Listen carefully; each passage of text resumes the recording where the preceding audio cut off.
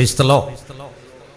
വളരെ വളരെ അനുഗ്രഹിക്കപ്പെട്ട ഈ തിരുവചന ഭാഗത്തിനായി കർത്താവിന് മഹത്വം. വായിച്ച തിരുവചനത്തിൻ്റെ സാരാംശം ഞാൻ ഒന്ന് ബോധ്യപ്പെടുത്താം. ഈ സംഭവം നടക്കുന്ന കാലഘട്ടം സിദെക്കിയാവിൻ്റെ വാഴ്ചയുടെ 10ാം ആണ്ട്. സമാന്തരമായി മറ്റൊരു കാലയളവ് കൂടി പറയുന്നു, നെബൂഖദ്നേസറുടെ വാഴ്ചയുടെ 18ാം ആണ്ട്. രണ്ട് കാലഗണനകൾ നമ്മൾ കാണും. രണ്ട് സ്ഥലങ്ങളിൽ രണ്ടിടത്ത് ഭരിച്ച രണ്ട് രാജാക്കന്മാരുടെ വ്യത്യസ്ത കാലയളവുകളിലെ അവരുടെ ഭരണകാലം നടക്കുന്ന വേളയിലാണ് യിരെമ്യാവ് ഈ ദർശനം കാണുന്നത്. അന്ന് യിരെമ്യാവ് എന്ന ഈ പ്രവാചക ശ്രേഷ്ഠൻ യഹൂദ്യ അല്ലെങ്കിൽ യെരുശലേം എന്നൊക്കെ നമ്മൾ വിളിക്കുന്ന തെക്കൻ ഇസ്രായേൽ മേഖലയുടെ പരിസരങ്ങളിൽ, ആ മണ്ഡലങ്ങളിൽ കർത്താവിന് വേണ്ടി പ്രവർത്തിക്കുന്ന, പ്രവചിക്കുന്ന ഒരു ശുശ്രൂഷകനാണ്.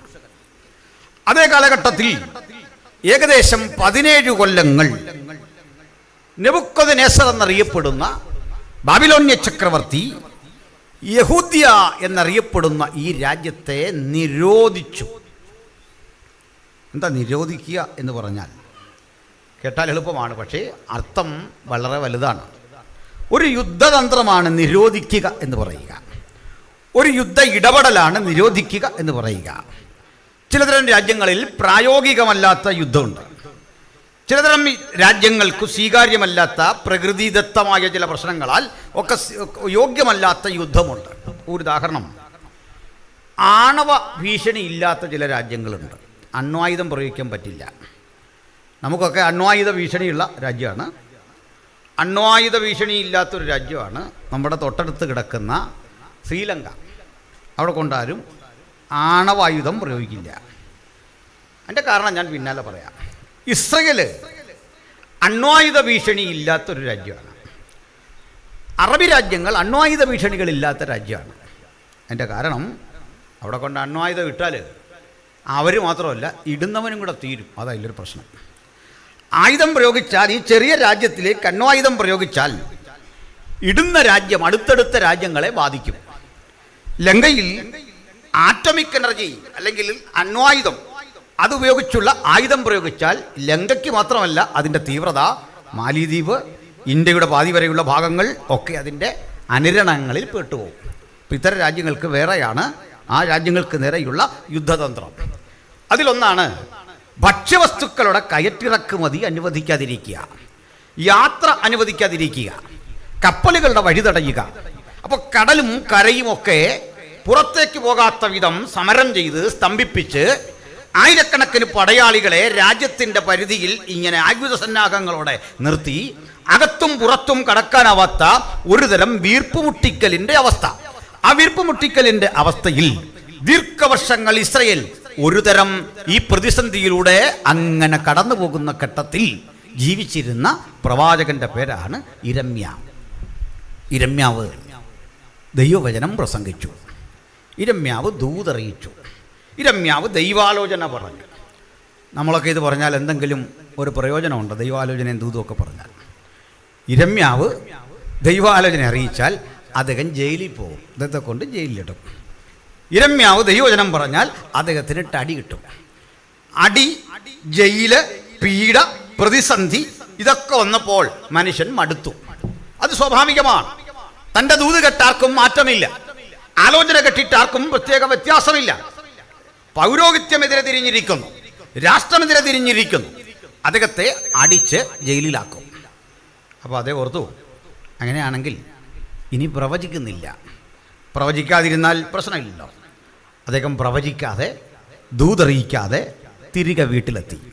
പക്ഷെ അന്ന് പ്രാർത്ഥനാവേളയിൽ അസ്ഥികൾക്കൊരുക്കം, വചനം അദ്ദേഹത്തിൻ്റെ അസ്ഥികളെ ഉരുക്കി സ്തംഭിപ്പിച്ച് ശുശ്രൂഷയുടെ മണ്ഡലത്തിൽ താൻ പുറത്തു പറയേണ്ട ദൂത് ഒരു തീയായി ശിരാപടലങ്ങളിൽ ലയിച്ചൊരുക്കി ചേർന്നപ്പോൾ ഒന്ന് നിശ്ചയിച്ചുറപ്പിച്ചു, ഞാൻ കത്തി സ്വയം ഇല്ലാതാകുന്നതിനേക്കാൾ യേശുവിന് വേണ്ടി, സുവിശേഷത്തിന് വേണ്ടി, യഹോവയ്ക്ക് വേണ്ടി സുധീരം പ്രസംഗിക്കുവാൻ, സുധീരം അതൂതറിയിക്കുവാൻ, മുഖം നോക്കാതെ ദൈവത്തിന്റെ ആലോചന അറിയിക്കുവാൻ ദൈവത്തിന്റെ പുരുഷൻ ശക്തിയോടെ ഇറങ്ങിത്തിരിച്ചു. അങ്ങനെ വീണ്ടും 17 കൊല്ലങ്ങൾ നിരോധിക്കപ്പെട്ട ഒരു രാജ്യത്തിന്റെ മണ്ഡലത്തിൽ നിന്നുകൊണ്ട് ഇരമ്യാ വിളിച്ചു പറഞ്ഞു, അല്ലയോ സിദെക്കിയാവേ, അല്ലയോ ഈ രാഷ്ട്രത്തിന്റെ നായക, നിന്നെ ഇതാ ബാബേൽ നിരോധിച്ചിരിക്കുന്നു. നീ യുദ്ധം ചെയ്യരുത്, തോറ്റുപോകും. ആയുധം കയ്യിലെടുക്കരുത്, തോറ്റുപോകും. കാരണം യഹോവ ബാബിലോന്യ ചക്രവർത്തിയെ ബലപ്പെടുത്തി ഒരു ഘട്ടത്തിലേക്ക് നിന്നെ ഏൽപ്പിച്ചു കൊടുക്കാൻ പാകത്തിന് അവൻ പദ്ധതി ഇട്ടിട്ടുണ്ടെങ്കിൽ ദൈവത്തിന്റെ പദ്ധതി അട്ടിമറിക്കാൻ കഴിയുന്ന ഒരുവനും ഉലകത്തിൽ ജനിച്ചിട്ടില്ല. അതുകൊണ്ട് ഇന്ന് രാത്രി മഹാദൈവം എന്റെ നായകനായി, എന്റെ യുദ്ധനായകനായി, എന്നെ വഴി നടത്തുന്നവനായി, എന്നെ നിയോഗിക്കുന്നവനായി എന്നോട് കൂടെയുണ്ട് എന്നുള്ള അവബോധം നമ്മുടെ ധൈര്യമായി തീരട്ടെ. ആ ധൈര്യമാണ് പെന്തക്കോസ്തിന്റെ ശക്തി, ആ ധൈര്യമാണ് വിശ്വാസി സമൂഹത്തിന്റെ ശക്തി. 2000 ആണ്ടുകൾ ദൈവസഭയെ വളർത്തിയ ആ മഹാശക്തി ദൂതറിയിക്കുന്ന ശക്തിയാണ്, ആലോചന അറിയിക്കുന്ന ശക്തിയാണ്, അത് വെളിപ്പാടിന്റെ ശക്തിയാണ്, അത് കാഴ്ചപ്പാടിന്റെ ശക്തിയാണ്. നിന്റെ ആലോചനയാൽ നീ എന്നെ നടത്തും, പിന്നത്തേതിലോ നീ എന്നെ മഹത്വത്തിലേക്ക് കൈക്കൊള്ളും. ഇവിടം കൊണ്ട് അവസാനിക്കാത്ത ദൈവാലോചന മഹാപ്രവാഹത്തിലാണ് വചനം പ്രസംഗിക്കുന്ന ഓരോ ദൈവദാസന്മാരും. നമ്മൾ ചെറിയ ജോലിയല്ല, മഹത്തായ ഒരു പ്രവൃത്തി. അത് സഭായോഗമാകട്ടെ, ഒരാളോടാകട്ടെ, ഒറ്റയ്ക്കിരുന്ന് പ്രസംഗിക്കട്ടെ, പരസ്യയോഗമാകട്ടെ, ഒരു മഹാപ്രവൃത്തി. ദൈവവചനത്തിന് ബന്ധനമില്ലാത്ത ദൈവവചനത്തിന്റെ ശുശ്രൂഷകരുടെ നാവടയ്ക്കാൻ ഉലകത്തിൽ ആർക്കും സാധിക്കില്ല. അതുകൊണ്ട് ജയില് കണ്ടിട്ട് പറയാം, നമുക്ക് നേരെ ചീറി വരുന്ന ആയുധം കണ്ടിട്ട് പറയാം, നമുക്കെതിരെ ഉയരുന്ന വെല്ലുവിളികൾ കണ്ടിട്ട് ഭക്തൻ തന്റെ ഹൃദയത്തിൽ പറഞ്ഞുകൊള്ളട്ടെ, ഒരു ശക്തിക്കും ഒരു ജയിലിനും എന്റെ ദർശനത്തിന്റെ കണ്ണുകളെ പൂട്ടിക്കെട്ടാൻ കഴിയുകയില്ല. എന്റെ ചിന്തയുടെ സ്വപ്നങ്ങളുടെ ആഴങ്ങൾക്ക് വേലിക്കെട്ടുകൾ സൃഷ്ടിക്കാൻ ഒരു ശക്തിക്കും കഴിയുകയില്ല. ഇത് നമ്മുടെ കാലമാണ് പ്രിയപ്പെട്ടവരെ, പ്രവർത്തിക്കാനുള്ള കാലമാണ്. ഹല്ലേലൂയ. നമുക്കൊരു കാര്യം മനസ്സിലായി, ഈ പാൻഡമിക് സിറ്റുവേഷൻ, എന്താ പറയുക, പകർച്ചവ്യാധികളുടെ കാലം, എത്ര സ്ഥാപനങ്ങൾ പൂട്ടിക്കിടന്നു നമ്മൾ കണ്ടു. ദേവാലയങ്ങൾ പൂട്ടിക്കിടന്നു, അനവധിയായ സർക്കാർ ഓഫീസുകൾ പൂട്ടിക്കിടന്നു, ചലനാത്മകമല്ലാതായി. പക്ഷെ നിങ്ങൾക്ക് തോന്നുന്നുണ്ടോ ദൈവസഭ നിർജീവമായിരുന്നു എന്ന് തോന്നുന്നുണ്ടോ? അല്ല. ഒന്ന് സൂക്ഷ്മാംശങ്ങളിൽ പരതിക്ക് നമ്മുടെ വചനധ്യാനം കൂടി, നമ്മുടെ പ്രാർത്ഥന കൂടി, നമ്മുടെ ആരാധന വർദ്ധിച്ചു, ആത്മാക്കളുടെ മാനസാന്തരം വർദ്ധിച്ചു. ഞങ്ങളൊക്കെ പ്രസംഗിച്ചിട്ടുണ്ട്, ആനിക്കാട് സാറും ഒക്കെ പ്രസംഗിച്ചിട്ടുണ്ട്. ഉണർവിന്റെ പശ്ചാത്തലം, ഉണർവിന്റെ സാഹചര്യം അസ്വസ്ഥചിത്തമായ അന്തരീക്ഷമാണ്. ആർക്കും പ്രവർത്തിച്ചുകൂടാത്ത രാത്രിയിലും പ്രവർത്തിക്കാനുള്ള കരുത്താണ് ദൈവത്തിന്റെ ദാസിദാസന്മാരുടെ മീതെ തമ്പുരാൻ പകരുന്നത്. ഏതൊക്കെ വേലിക്കെട്ടുകൾക്ക് നടുവിലും ശക്തിയുക്തം പ്രസംഗിക്കുവാനുള്ള ഉയരത്തിലെ ശക്തിയാണ് നമ്മൾ പ്രാപിച്ചിട്ടുള്ളത്. ഹല്ലേലൂയ. Praise the Lord.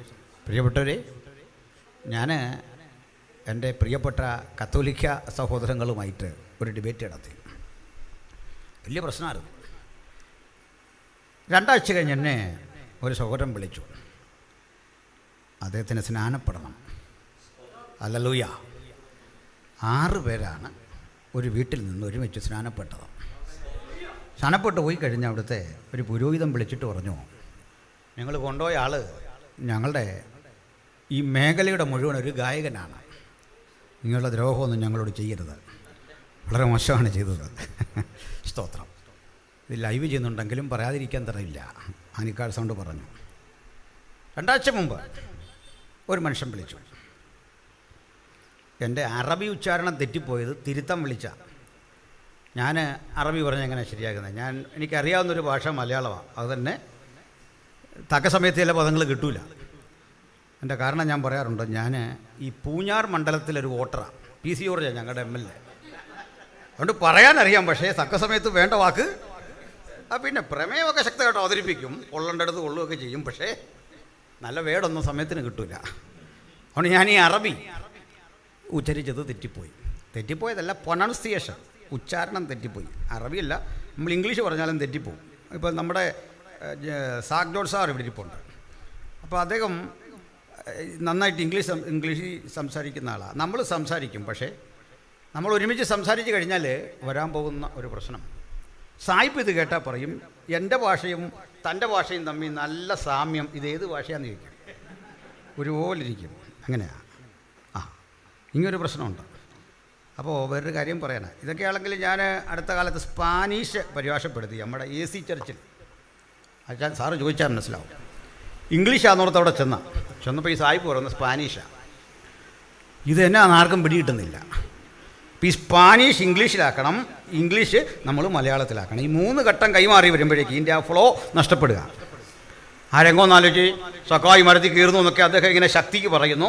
ഇപ്പുറത്ത് വരുമ്പോൾ ഒരല്പകൂടെ ശക്തി ചോരുന്നു. എൻ്റെ കിട്ടുമ്പോൾ അത് തീരെ ചോരുക. അപ്പോൾ ഞാൻ ഒരു തവണ കഴിഞ്ഞ് പറഞ്ഞു, ഇനിയിപ്പോൾ ഈ ഇടനില വേണ്ട. അല്ലാതെ തന്നെ എൻ്റെ ജീവിതം മുഴുവൻ പരാജയം ഇടനിലയായിരുന്നു. അതുകൊണ്ട് മനസ്സിലായില്ലേ, ഈ ഏലിയാവിൻ്റെ ഇടയ്ക്ക് നിൽക്കുന്ന കാക്കയാ വിഷയം. അത് നിന്നേച്ച് ബാക്കി കൊണ്ട് തരിക നമുക്ക്. അതുകൊണ്ട് ഇടനിലയുടെ കേസിട്ട് നമ്മൾ പണ്ടേ വിട്ടാണ്. അതുകൊണ്ട് ഞാനിവിടെ നിൽക്കാം, അതേ സ്പാനിഷ് സംസാരിച്ചോട്ടെന്ന് പറഞ്ഞു. ഞാനിദ്ദേഹത്തോട് ഒരു വിധത്തിൽ ഇങ്ങനെ സംസാരിച്ച് ഈ പ്രസംഗ വിഷയം എന്താണെന്ന് മനസ്സിലാക്കി. അദ്ദേഹം അവിടെ സ്പാനിഷിൽ സംസാരിച്ചു, ഞാൻ മലയാളത്തിൽ ട്രാൻസ്ലേറ്റ് ചെയ്തു. അപ്പോൾ അതിനകത്തൊരു പ്രത്യേകതയുണ്ട്. അവിടെ ഇനി സ്പാനിഷ് അറിയാവുന്ന ഒരാളുണ്ടെങ്കിലും കുഴപ്പമില്ല. സ്പാനിഷ് അറിയാവുന്ന ഒരാൾ അവിടെ ഉണ്ടെങ്കിൽ അയാൾക്ക് സ്പാനിഷിൽ ഒരു നല്ല പ്രസംഗം, മലയാളം അറിയാവുന്ന ഒരാളുണ്ടെങ്കിൽ ഇതുമായിട്ട് ഒരു ബന്ധവും ഇല്ലാത്ത ഒരു പ്രസംഗം വേറെ. ഇത് രണ്ടും അറിയാവുന്ന ഒരാളുണ്ടെങ്കിൽ ഒരേ സമയത്ത് തലക്കേടില്ലാത്ത 2 പ്രസംഗം. ഇത് കഴിഞ്ഞ് അതിൻ്റെ പ്രസിഡന്റ് എന്നോട് ചോദിച്ചത് എപ്പോഴാണ് ഈ സ്പാനിഷൊക്കെ പഠിച്ചേ?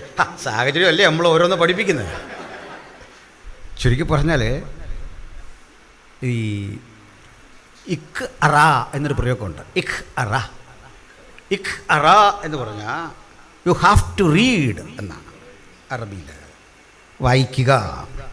അപ്പം മറുപടി മ അനബി ഇഖ്റീൻ, എനിക്ക് വായിക്കാൻ അറിയില്ല. അപ്പോൾ എൻ്റെ അറബി കേട്ടിട്ട് ഒരു അറബി മാഷ വിളിച്ചിട്ട് പറഞ്ഞു, ബ്രദറിൻ്റെ അറബി ഞാൻ ഉച്ചാരണം ശരിയാക്കി തരാം, അതിന് ബുദ്ധിമുട്ടുണ്ടോ എന്ന് ചോദിച്ചു. ഞാൻ പറഞ്ഞു അതിന് ബുദ്ധിമുട്ടില്ല. അദ്ദേഹം കുറേ കാര്യങ്ങളെല്ലാം ഇങ്ങനെ പറഞ്ഞു. എന്നിട്ട് പറഞ്ഞു, ഞാൻ ബ്രദറിൻ്റെ ഈ വീഡിയോ ഒക്കെ കേട്ടിട്ട് എനിക്ക് വല്ലാത്തൊരു വിഷമമായിരുന്നു. അങ്ങനെ കുറേ കേട്ടപ്പോൾ 17 വർഷം സൗദി അറേബ്യയിൽ ആൾ അറബി പ്രൊഫസറായിരുന്നു. അത് മാസ്റ്റർ ഡിഗ്രി ഒക്കെ കഴിഞ്ഞുള്ള അതാണ്, ചുമ്മാ ആളല്ല, അറബി ലിറ്ററേച്ചറാണ്. അത് ഞാൻ മദ്രാസിലായിരുന്നു. അപ്പോൾ ഡയാലിസിസ് ഒക്കെ ചെയ്ത് വീട്ടിൽ കഴിയുക, പ്രായമുണ്ട്. ഇതിന് ശേഷം ഞാൻ പോയിട്ട് വീണ്ടും എൻ്റെ മതഗ്രന്ഥങ്ങളും ഒക്കെ എടുത്തൊന്ന് പഠിച്ചിട്ട് ആ പഴയ വിശ്വാസം കിട്ടുന്നില്ല. എൻ്റെ വിശ്വാസത്തിൻ്റെ ശക്തി ചോരുന്ന പോലെ ഒരു അവിശ്വാസം കയറി വരിക. നടന്ന സംഭവം ഞാൻ വൈഫിനെ കേൾപ്പിച്ചു. ലോകത്താരും വിശ്വസിച്ചാൽ നമ്മുടെ പെണ്ണുങ്ങളാണ് വിശ്വസിക്കാത്തത്. ഒരു വേറെ ദൂതൊക്കെ വിശ്വസിക്കും, നമ്മൾ പറഞ്ഞാൽ വലിയ അവിശ്വാസമാണ്. അപ്പോൾ അതുകൊണ്ട് ഞാൻ ഈ ഫോണ് കേൾപ്പിച്ചു. അദ്ദേഹം പറയാം, ബ്രദറെ ഞാൻ ഇന്നലെ വൈകിട്ട് ജീസസിനോട് പ്രാർത്ഥിച്ചു. Praise the Lord. ജീസസ് എനിക്ക് വലിയ സൗഖ്യം ശരീരത്തിന് തന്നു. അതുകൊണ്ട് ഇങ്ങനെ ഒത്തിരി രഹസ്യ ക്രൈസ്തവരെ കർത്താവ് തന്നുകൊണ്ടിരിക്കുകയാണ്. അനേക അരിമത്തയിലെ യോസേഫും നിക്കോദിമോസും പിറവി കൊള്ളുകയാണ് നമുക്ക്. ഈ പാൻഡമിക് കാലത്തെ പ്രത്യേകതയാന്ന് പറയാനാവുന്നേ. ഹല്ലേലൂയ. അപ്പോൾ ഈ പാൻഡമിക് കാലത്ത് പകർച്ചവ്യാധികൾ കൊണ്ട് നിരോധനം ഏർപ്പെടുത്തിയ ഈ കാലത്ത് നമുക്ക് പ്രവർത്തിക്കാൻ ഒരു ബന്ധനവുമില്ല. പ്രവർത്തിച്ചോണം, ശക്തിയോടെ പ്രവർത്തിച്ചോണം ദൈവത്തിൻ്റെ മക്കൾ. ഹല്ലേലൂയ. അപ്പോൾ ഇരമ്യാവിലേക്ക് വരാം. അപ്പോൾ ഇരമ്യാവ് ജീവിച്ചിരുന്ന കാലത്തെ പ്രതിസന്ധി മനസ്സിലായോ? തെക്കേ രാജ്യമെന്നറിയപ്പെടുന്ന യഹൂദ്യ ഭരിച്ച സിദെക്കിയാവ് യഹൂദ്യ ഭരിക്കുമ്പോൾ നെബൂഖദ്നേസർ എന്ന അയൽ രാജ്യത്തിലെ ചക്രവർത്തി ഈ രാജ്യത്തെ നിരോധിച്ചു. നിരോധനം നേരിടാൻ യുദ്ധസാമഗ്രികൾ തയ്യാറാക്കി പ്രതിരോധിക്കാൻ ഒരുമ്പെടുമ്പോൾ ഇരമ്യാവ് പറഞ്ഞു, പോകരുത്, തോറ്റുപോകും. തയ്യാറെടുക്കരുത്, തോറ്റുപോകും. തോൽക്കുമെന്ന് ഉറപ്പുണ്ടെങ്കിൽ യുദ്ധത്തിന് പോകരുത്. സ്തോത്രം. അപ്പോൾ ഇത് കേട്ടിട്ട് സിദെക്കിയാവിന് വിശ്വാസം വന്നില്ല. അയാൾ ഇരമ്യാവെ ജയിലിലാക്കി, കാവൽപുരമുറ്റത്ത് ജയിൽ സജ്ജീകരിച്ച് അവിടെയാക്കി. ഇരമ്യാവ് ദൂത് പറഞ്ഞു, ഈ നാട് പിടിക്കപ്പെടും, ഈ ദേശം പിടിക്കപ്പെടും. പുരോഹിതന്മാർ കയ്യാമം വെച്ച് ചാട്ടവാറിന് അടിയേറ്റു വാങ്ങി തെരുവീതിയിലൂടെ യാത്ര ചെയ്യേണ്ടി വരും. ബാബിലോണിന്റെ മണ്ഡലത്തിലേക്ക് തോറ്റു തുന്നം പാടിയ ഒരു വിലാപത്തിന്റെ ശബ്ദത്തോടെ നിങ്ങൾ തിരിച്ചു പോകേണ്ടി വരും. 14 തലമുറകൾക്കപ്പുറത്ത് ഊരിന്റെ പട്ടണത്തിൽ നിന്ന് വിശ്വാസത്താൽ യാത്ര തിരിച്ച അബ്രഹാമിന്റെ ചെറുമക്കൾ ജയാളിയായി അബ്രഹാം വന്ന വഴിത്താറയിലൂടെ കണ്ണുനീർ വാരികറിഞ്ഞുകൊണ്ട് മടങ്ങിപ്പോകുന്ന ഒരു കാലം വരും. അങ്ങനെ വിലാപത്തിന്റെ പ്രവാചകൻ സംഭവിക്കാൻ പോകുന്ന ഒരു യാഥാർത്ഥ്യം ദൂതായിട്ട് അറിയിച്ചപ്പോൾ പുരോഹിതന് വിശ്വാസമില്ല, രാജാവിന് വിശ്വാസമില്ല, ജനശ്രേഷ്ഠന്മാർക്ക് വിശ്വാസമില്ല. അവിശ്വാസത്തിന്റെ ശക്തി അവിടെ വ്യാപരിക്കുമ്പോഴും ദൂതറിയിച്ച പ്രവാചകൻ കാലത്തെ അതിജീവിച്ച് ഇന്ന് രാത്രി നമ്മൾ ഇത് ചർച്ച ചെയ്യുമ്പോൾ ദൈവവചനത്തിന്റെ ശക്തി ദൈവമക്കൾ തിരിച്ചറിയണം. കാലമെത്ര കഴിഞ്ഞാലും ദൂതറിയിച്ചതൊന്നും നിഷ്ഫലമായി പോകാത്ത വിധം ഇത് സ്വർഗത്തിൽ സ്ഥിരപ്പെട്ട വചനമാണ്. മാനുഷിക കരങ്ങൾ കൊണ്ട് തിരുത്താനാവാത്ത, മാനുഷിക ശബ്ദങ്ങൾ കൊണ്ട് മാറ്റിമറിക്കാനാവാത്ത അജയ്യമായ ആലോചനയാണ്. ഹല്ലേലൂയ.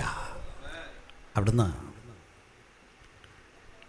ഈ ഘട്ടത്തിൽ വിചിത്രമായൊരു ദൂത് പ്രവാചകൻ കേട്ടു. ആലോചന അവനോട് തന്നെയുള്ള ആലോചനയാണ്. എന്താണെന്നറിയണ്ടേ? മകനെ, നിന്റെ ഇളയപ്പനായ ഹനമയേലിൻ്റെ മകൻ, ശല്ലൂമിൻ്റെ മകൻ ഹനമയേൽ നിന്റെ അടുക്കൽ വരും. അതായത് ഇളയപ്പൻ്റെ മകൻ. അത് ദിവാസനും ഹാറും ഒക്കെ വായിച്ചപ്പോൾ ഇളയപ്പൻ എന്ന് പറയാൻ ഇച്ചിരി വിഷമിക്കുന്നുണ്ട്. അല്ലെങ്കിൽ ഈ ബന്ധങ്ങൾ വലിയൊരു പ്രശ്നം തന്നെയാണ്. അപ്പോൾ കണ്ണ് കാണാത്തതോ വെട്ടമില്ലാത്തതോ വായിക്കാൻ അറിയാത്തിട്ടോ അല്ല, പിന്നെന്താ, ചില സ്ഥലങ്ങൾ വരുമ്പോൾ വല്ലാതെ ചടങ്ങ്, അതുകൊണ്ട് പറഞ്ഞാണ്. ഇതങ്ങ് മാറ്റിക്കോ, വേണ്ട. അപ്പോൾ ഇളയപ്പൻ്റെ മകനായ ശല്ലൂമിൻ്റെ മകൻ ഹനമയേൽ വന്നിട്ട് പറയും, അനാഥത്തിൽ എൻ്റെ നിലം വാങ്ങിക്കൊള്ളുക, അവകാശം നിനക്കുള്ളതല്ലോ. അങ്ങനൊരു കാര്യമുണ്ട്. ഒരു യഹൂദൻ തൻ്റെ പുരയിടം വിൽക്കുന്നെങ്കിൽ, തൻ്റെ വസ്തു വിൽക്കുന്നെങ്കിൽ അതിനൊരു നിർണയിച്ച വിലയുണ്ട്. അല്ല ബാർഗൈനിങ് ഒന്നും പറ്റുകയില്ല. ആ വില കൊടുത്താൽ മതി, നിർണയിച്ച വില. ആ വില കൊടുത്ത് ആ സ്ഥലം വാങ്ങുവാൻ തൻ്റെ സഹോദരന്മാരിൽ ആരെങ്കിലും ഉണ്ടോ എന്നാദ്യം പരിശോധിക്കും. അവർക്ക് കഴിയുന്നില്ലെങ്കിൽ കസിൻസ് മതി. ബന്ധുക്കളിൽ ആരെങ്കിലും ഉണ്ടോ എന്ന് പരിശോധിക്കും. ബന്ധുക്കളിൽ ആരും വാങ്ങാനില്ലെങ്കിൽ ആ ഗോത്രത്തിൽപ്പെട്ടവനുണ്ടോ എന്ന് നോക്കും. അതും ഇല്ലെങ്കിൽ ഏതെങ്കിലും യഹൂദാ ഗോത്രത്തിൽപ്പെട്ടവനുണ്ടോ എന്ന് നോക്കും. അതുമില്ലെങ്കിൽ അന്യന് സ്ഥലം കൈമാറും. ഈ അവകാശം പോകരുത്. അതുകൊണ്ട് ആദ്യത്തെ മര്യാദ അനുസരിച്ച് അനാഥത്തിലെ നിലം എൻ്റെ പക്കൽ നിന്ന് വാങ്ങണം എന്ന് പറഞ്ഞ് ശല്ലൂമിൻ്റെ മകനായ ഹനമയേൽ വന്നിട്ട് പറയുക, നീ വാങ്ങണമെന്ന് നിന്റെ അനുജൻ്റെ, അപ്പൻ്റെ അനുജൻ്റെ മകൻ, നിന്റെ സഹോദരൻ വന്ന് നിന്നോട് പറയും, ഇത് വാങ്ങണമേ, അപ്പോൾ നീ വാങ്ങണം. ഇതാണ് ദൂത്. അതെന്ത് ഏർപ്പാടാ? ഞാൻ ഇന്നലെയാ പറഞ്ഞു ഇതെല്ലാം തകരാൻ പോവാ, ബാബിലോൺ വന്ന് പിടിക്കാൻ പോവാ, ശത്രു കൊണ്ടുപോകാൻ പോവാ, യുദ്ധത്തിന് പോകരുത്, നമ്മൾ പിടിക്കപ്പെടും, പുരോഹിതന്മാരുടെ കയ്യിൽ ചങ്ങല ധരിപ്പിക്കും, അടി കിട്ടും, നമ്മളെ കൊണ്ട് അടിമകളുടെ നാട്ടിലേക്ക് ബാബിലോണിലേക്ക് ക്രൂരമായിക്കൊണ്ടിട്ട് പീഡിപ്പിക്കും, നമ്മൾ ആ വിധത്തിൽ നമ്മുടെ തലമുറകൾ അവിടെ കിടന്ന ദീർഘവർഷങ്ങൾ തന്നെ പടവരുതേണ്ടി വരും. അങ്ങനെയുള്ള ഒരു ദൂതറിയിച്ച എന്നോട് പറയുക, ഇവിടെ സ്ഥലം മേടിക്കുക. നിങ്ങളൊന്ന് ആലോചിച്ച് നോക്കി. ചില സ്ഥലങ്ങൾ കൊള്ളത്തില്ലെന്ന് കണ്ടാൽ അത് ചില ആളുകൾ പെട്ടെന്ന് വിൽക്കും. അങ്ങനെയാണ്. റോഡിന് വീതി കുട്ടിയൊക്കെ വരണമെന്നുണ്ടെങ്കിൽ പെട്ടെന്ന് വിൽക്കും. എൻ്റെ വീടിൻ്റെ അടുത്ത് ഒരു ഇടുങ്ങിയ വഴിയായിരുന്നു. അപ്പോൾ ആ സൈഡിലോട്ട് ഇങ്ങനെ നിൽക്കുന്ന കടകളുമൊക്കെ പൊളിക്കാൻ വേണ്ടി ഒരു പദ്ധതി ഇട്ടു. അപ്പോൾ പൊളിക്കുന്ന കടയ്ക്ക് കാശ് കിട്ടും. അപ്പോൾ നാട്ടിലൊരു മാന്യനായച്ചാൻ എന്തെന്ന് വെച്ചാൽ ഈ പൊളിക്കുന്ന കാശ് കിട്ടാൻ വേണ്ടി പെട്ടെന്ന് വീടങ്ങ് പണിതു, കട. അതിന് മുള വെട്ടി വാർത്ത്, കമ്പി ഇടാതെ മുള വെട്ടി മണ്ടയെല്ലാം വാർത്ത് ഇതിങ്ങനെ തള്ളി നീക്കി അടിച്ച് പൊളിച്ച് കഴിഞ്ഞാൽ ഈ ക്യാഷ് കിട്ടും. അല്ല, ബിരുദന്മാരായ പിള്ളേരുണ്ടായിരുന്നു. ഇവരെന്തെന്ന് വെച്ചാൽ ഈ സ്ഥലം എടുത്തില്ല, അങ്ങേ സൈഡ് അങ്ങ് എടുത്ത് ചുമ്മാ കളിപ്പിക്കാൻ നോക്കി ഇങ്ങനെയൊക്കെ പണി കിട്ടും. അതായി പറഞ്ഞു. അപ്പോൾ പിന്നെ പുള്ളി തന്നെ അത് പൊളിച്ച് കളയേണ്ടി വന്നു. അങ്ങനെയാണ്. വയ്യാവേലി ഉണ്ടാക്കി വെച്ചാൽ ചില സാധനം നമ്മൾ ഉണ്ടാക്കി വെക്കുന്ന ഇത് ഏതാണ്ട് പ്രതിഫലം കിട്ടുമെന്നത് കിട്ടുന്ന നമ്മുടെ നിലവണ്ടെ വീഴും, സൂക്ഷിച്ചില്ലെങ്കിൽ അതാ പ്രശ്നം. നമ്മുടെ വണ്ടെ തന്നെ വീഴും. കാരണം ഇത് മുളയിലാണ് പണിതിരിക്കുന്നതാ. പച്ചമുളയ്ക്ക് വാർത്ത കാര്യം നടക്കും. 10 മിനിറ്റ് നേരത്തേക്ക് നിൽക്കുള്ളൂ. പോട്ടെ. അപ്പോൾ ദൂത് പറഞ്ഞു ഈ നാട്ടിലൊന്നും വിജയിക്കില്ല, ഇവിടെ ഒന്നും നടക്കുകയില്ല. അവനോട് പറയുക, പിറ്റേന്ന് നീ അവിടെ തന്നെ സ്ഥലം വാങ്ങണം. അവിടെ തന്നെ സ്ഥലം വാങ്ങി അത് തൂക്കിക്കൂട്ടണം വില. തൊട്ടടുത്ത ദിവസം ഹനമയേൽ വന്നു. കഴിഞ്ഞ രാത്രി ആലോചന കിട്ടി, നിന്റെ ഇളയപ്പൻ്റെ മകൻ അവിടെ വരും. ഇന്ന് ആലോചന കിട്ടി. അവിടേക്ക് അവൻ വന്നു. എന്നിട്ട് പറഞ്ഞു, സഹോദരാ, അനാഥത്തിലെ എൻ്റെ നിലം വാങ്ങണം. അവകാശം നിനക്കുള്ളതല്ലോ. അവനോട് ചോദിച്ചു, വില എന്താകും? അതിനെഴുതിക്കുക, ന്യായവും പതിവുമനുസരിച്ച് 17 ശേക്കൽ വെള്ളി തൂക്കിക്കൊടുത്ത് ആധാരങ്ങളെ എഴുതി മുദ്ര വെച്ചു, ഒപ്പിടിവിച്ചു, സാക്ഷികളെ വരുത്തി, അവിടെ നിന്ന് ആളുകളെയൊക്കെ വരുത്തി. ഈ ആധാരം ചുരുട്ടി ഭദ്രമാക്കി. അവരൊക്കെ നാട്ടിൽ 2 ആധാരമുണ്ട് ഒരു ഭൂമിക്ക്. 2 പേരുടെ പേരിലല്ല, ഒരാളുടെ പേരില്ല. അത് പറയാൻ ഒത്തിരി നേരം വേണം, ഞാൻ വിശദീകരിക്കുന്നില്ല.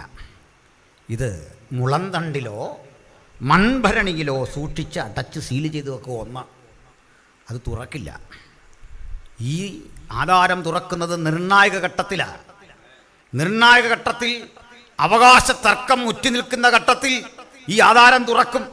ആധാരം തുറക്കുന്നത് ഭീതിജനകമായൊരു ഓർമ്മയാ. ഇതിനാ വെളിപ്പാടത്തിൽ പറഞ്ഞത്, പുസ്തകം തുറക്കാനും മുദ്ര ഭേദിക്കാനും യോഗ്യനായി ഞാൻ ആരെയും കണ്ടില്ല.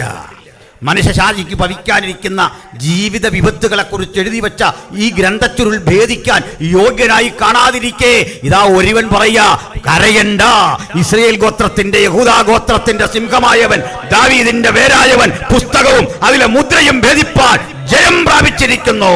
അതിന്റെ അർത്ഥം അടച്ചുവെച്ച ആധാരം തുറക്കാൻ പാടില്ല, അധികാരമുള്ളവനെ പറ്റൂ. അതാ യിരെമ്യാവ് ഇത് സജ്ജീകരിച്ചിട്ട് ഈ തുറന്ന ആധാരം 2 ബാരൂക്കിൻ്റെ കയ്യിൽ കൊടുത്തു.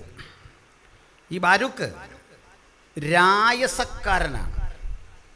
എന്താ രായസക്കാരനെന്ന് പറഞ്ഞാൽ മനസ്സിലായോ? ഞങ്ങളുടെ അമ്മയുടെ അടുത്ത് വന്നിട്ടൊരു പയ്യൻ പറഞ്ഞു, ഒരു ആളിനെ പരിചയപ്പെടുത്തി വഴിക്ക് പറഞ്ഞു, ബോസ് കുട്ടി MDU-കാരൻ അമ്മച്ചിക്ക് അറിയാമെന്ന് ചോദിച്ചു. അമ്മച്ചി പറഞ്ഞു, എവിടെ? അവനെ മുക്കുടതക്കാരനാണ്. ഞാനവനെ ചെറുപ്പം മുതലേ അറിയുന്നില്ല. ഞങ്ങളുടെ അമ്മയോടൊന്നോട് പറയാ, ബോസ് കുട്ടി MDU-കാരനാണ്. അമ്മ പറഞ്ഞു, ഞാനവനെ ചെറുപ്പം മുതലേ അറിയുന്ന, അവൻ ഈ മുക്കുടതക്കാരനാണ് എന്ന് പറഞ്ഞില്ല. രായസക്കാരൻ മനസ്സിലായി, മലയാളമാണ്. അർത്ഥം ഈ പകർത്തി എഴുതുക, ക്ലാർക്കാ, പ്രൈവറ്റ് സെക്രട്ടറി, പറയുന്ന കേട്ട് എഴുതുക, എഴുതാൻ വരിക. അദ്ദേഹത്തിൻ്റെ കയ്യിലേക്ക് ഇതെല്ലാം കൊടുത്തു. ഇസ്രയേലിൽ 3 തരം ആളുകളുണ്ട് ഈ ജോബ്. അതായത് ഒരുത്തനെ വേലക്കാരൻ എന്ന് പറയും, കൂലിക്കാരൻ എന്ന് പറയും, പിന്നെ ബാല്യക്കാരൻ. ഇങ്ങനെ 3 ടൈപ്പാണ്. വേലക്കാരനുണ്ട്, ബാല്യക്കാരനുണ്ട്, കൂലിക്കാരനുണ്ട്. കൂലിക്കാരൻ എന്ന് പറഞ്ഞാൽ ഡെയിലി വേജസാണ്. തൊഴിലുറപ്പെന്നൊക്കെ നമ്മൾ പറയുമല്ലോ. 6 മണി നേരത്തും 3 മണി നേരത്തും 9 മണി നേരത്തും വന്നിട്ട് കൂലി ഒരുപോലെ. അതാണ് കൂലിക്കാരൻ. വേലക്കാരനുണ്ട്, സാലറിയാണ്, മാസശമ്പളം. ഇനി ബാല്യക്കാരനുണ്ട്, പ്രൈവറ്റ് സെക്രട്ടറി, അവൻ വീട്ടിലെ അംഗം പോലാണ്. ഇതുപോലൊരാളാണ് ബാരൂക്ക്. ബാരൂക്ക് വന്നിട്ട് നിഴൽ പോലെ നടക്കുക ദൈവപുരുഷൻ്റെ കൂടെ. ഇതെല്ലാം അങ്ങോട്ട് കൊടുത്തിട്ട് പറഞ്ഞു, മകനെ, ഞാൻ വാങ്ങിയ അനാഥോത്തിലെ നിലം കാലമേറെ കഴിയുന്ന ശേഷം സമ്പൽ സമൃദ്ധി കൊണ്ട് തമ്പുരാൻ അനുഗ്രഹിക്കും. മാത്രമല്ല, ഇതൊരു സൂചനയാ. ഇവിടെ ഇനിയും വിൽപ്പന നടക്കും, ഇനിയും വാങ്ങൽ നടക്കും, ക്രയവിക്രയങ്ങൾ നടക്കും, ഭൂമി പതിവ് നടക്കും. മനുഷ്യ ജീവിതം പഴയതുപോലെ വീണ്ടും പവിത്രമാക്കി മാറ്റിക്കൊണ്ട്, സുസജ്ജമാക്കി മാറ്റിക്കൊണ്ട്, നഷ്ടപ്പെട്ടു പോയ മണ്ഡലങ്ങളിൽ നിന്ന് ഒരു പുനരുദ്ധാരണത്തിന്റെ ഘട്ടം വരും എന്ന് പറഞ്ഞ് അഡ്വാൻസായി ഈ ദുരന്ത ഭൂമിയിൽ സ്ഥലം വാങ്ങാൻ തന്റെ മകനോട് ദൈവം കൊടുത്ത ആലോചനയുടെ കാരണമെന്ത്? ഇതാ തകർന്നു കിടക്കുന്ന ഭൂമി ആരും വാങ്ങാതിരുന്നപ്പോൾ ഭക്തരോട് പറയുക, അരുളപ്പാട് എന്റേതെങ്കിൽ, ആലോചന എന്റേതെങ്കിൽ ഒരിക്കലും നന്നാവില്ലെന്ന് കരുതുന്ന മണ്ഡലങ്ങളെ ശക്തീകരിക്കാൻ ഞാൻ നിന്റെ പ്രവൃത്തിയെ ഉപയോഗിക്കുന്ന ദൈവമാണ്. ഒരു വിധത്തിലും ഉദ്ധരിക്കപ്പെടാത്ത മേഖലകളിൽ നീതാ മുതൽ മുടക്കിക്കൊള്ളുക, നീതാ പ്രവർത്തിച്ചു കൊള്ളുക, നീതാ സജ്ജനായിക്കൊള്ളുക, നീതാ ഇറങ്ങിത്തിരിച്ചു കൊള്ളുക. ദൈവത്തിന്റെ മക്കളെ, ആരും നിർവഹിക്കാനാവാത്ത കരുത്തുറ്റ ശുശ്രൂഷകൾ ചെയ്യുവാൻ ഈ കാലഘട്ടത്തിൽ നമ്മുടെ കരങ്ങളെ ഉദ്ദീപിപ്പിക്കുന്ന മഹാദൈവം. അതുകൊണ്ട് വിശ്വാസത്താൽ പറയാം, ഈ വരൾച്ച കണ്ട് ഞാൻ തോൽക്കൂല, ഈ യുദ്ധഭീഷണി കണ്ട് ഞാൻ തോൽക്കൂല, ഈ പ്രതിസന്ധി കണ്ട് ഞാൻ പിന്തിരിഞ്ഞോടൂല. ഒരു കാലഘട്ടം വരാൻ പോകുന്നു, ബാബിലോണിന്റെ ശക്തികളുടെ പടയോട്ടങ്ങൾ നിലച്ചിട്ട് ഇരട്ടി ബലത്തോടെ, ഇരട്ടി ശക്തിയോടെ, ഇരുട്ട കരുത്തോടെ ഞങ്ങൾക്ക് മുൻപട പിൻപട കാവലായിരുന്നു കൊണ്ട് യുദ്ധനായകനായവന്റെ നേതൃത്വത്തിൽ ഞങ്ങൾക്കൊരു ശുഭയാത്ര, ഞങ്ങൾക്കൊരു മടക്കയാത്ര അത് സ്വർഗത്തിലെ ദൈവം നമുക്ക് വേണ്ടി വച്ചിരിക്കുന്നു. Hallelujah, praise the Lord. അപ്പോൾ ഇരമ്യാവ് സ്ഥലം വാങ്ങി. ഇരമ്യാ സ്ഥലം വാങ്ങിയിട്ട് ദൂതെന്താ, ഇവിടെ ഇനി മുന്തിരിത്തോട്ടം ഉണ്ടാകും, ഇവിടെ ഇനി ഒലിവ് തോട്ടങ്ങളുണ്ടാകും, ഫലപുഷ്ടിയുള്ള ഈ മണ്ണിൽ ഇനി വിളവും ശേഖരവും കൊയ്ത്തുമൊക്കെ നടക്കും. ദൂതും വാഗ്ദത്വമൊക്കെ ഉണ്ട്.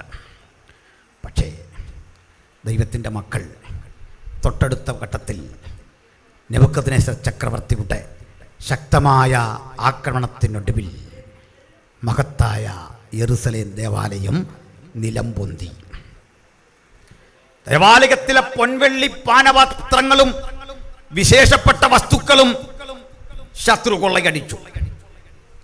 ചെറുത്തു നിന്ന പടയാളികളെ വാളിന്റെ വായ്ത്തലയ്ക്ക് അരിഞ്ഞു വീഴ്ച്ചു. പുരോഹിതന്മാരെ യാഗം കഴിച്ചുകൊണ്ടിരിക്കുന്ന ഘട്ടത്തിൽ അവിടെ നിന്ന് വലിച്ചിറക്കി ചാട്ടക്കടിച്ചു, ഉന്തിത്തള്ളി വലിച്ചിടച്ച് ബാബിലോണിലേക്ക് കൂട്ടിക്കൊണ്ടുപോയി.